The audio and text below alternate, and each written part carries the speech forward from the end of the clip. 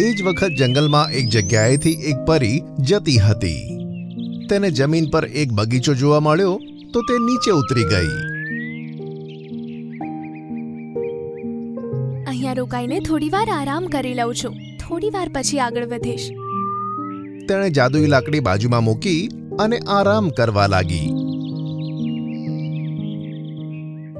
થોડી વાર પછી આ ત્રણે જણા પણ તે બગીચા પાસેથી નીકળતા હતા. અરે અરે, પેલું જુઓ. તેમણે જોયું કે પરી આરામથી સૂઈ ગઈ છે અને તેની બાજુમાં જાદુઈ લાકડી પડી છે. અરે યાર, સમજો આપણે તો મજા જ મજા છે. પેલું જુઓ, પરીની લાકડી બાજુમાં પડી છે. એનાથી જ એ બધો જાદુ કરે છે.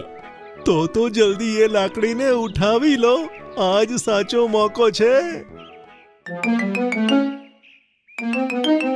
વાંદરાએ લાકડી ઉપાડી અને ત્રણે ત્યાંથી ભાગી ગયા.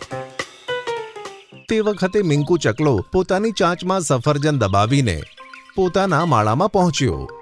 આજે તો ટીનુને મસ્ત સરપ્રાઈઝ આપીશ.